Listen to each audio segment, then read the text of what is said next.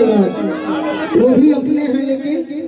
यहाँ का प्रोग्राम सबसे नंबर 1 होना चाहिए। कि दिल जब से तोड़ा लो अरे हमारा के छोड़ा लो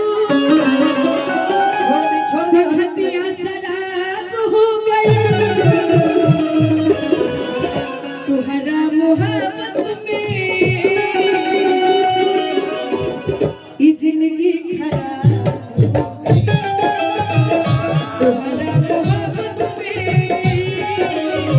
ये जिंदगी खराब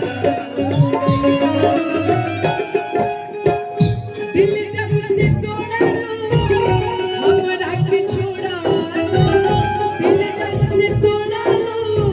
तू हमरा के छोड़ा लो संगतिया शराब हो गई तुहरा मोहब्बत में पगला के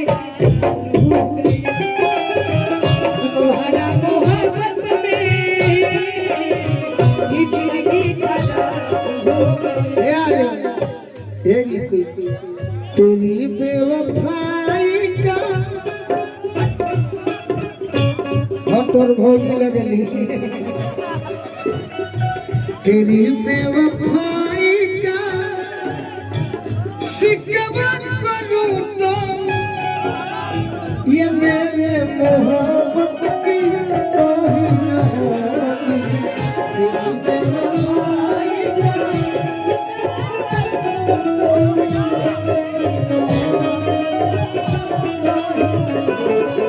तहरा मोहब्बत में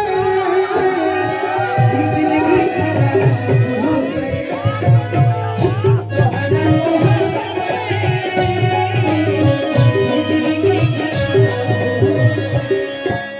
गई। मेरे मजार पर एगो सीख ली मेरे मजार पर दीपक जलाने आए ये मेरे मजार पर दीपक जलाने आए दीपक बुझा के चले गए इतने बेदर्द सनम निकले कि दीपक का तेल भी अपने सर पर दबा के चले गए याद में जब जब खोई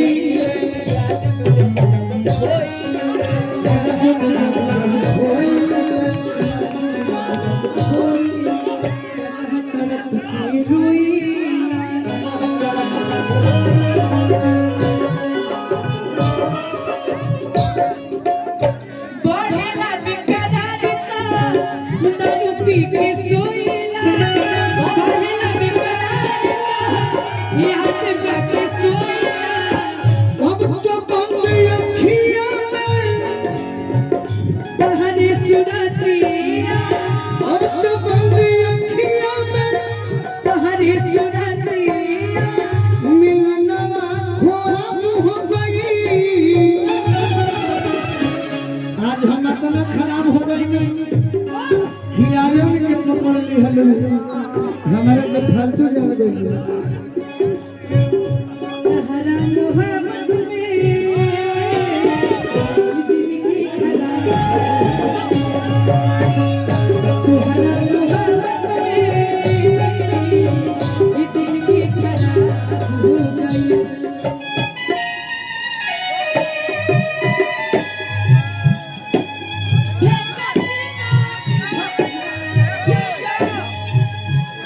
हेलो हां बेजू बा तोहरा खातिर हमर वाइल रहे प्यार काल परसो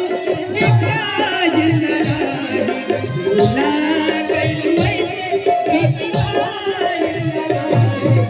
प्यार काल परसो निकाल रहे भुला गइल वैसे जैसे भाई ये जिंदगी खराब हो गई। हेलो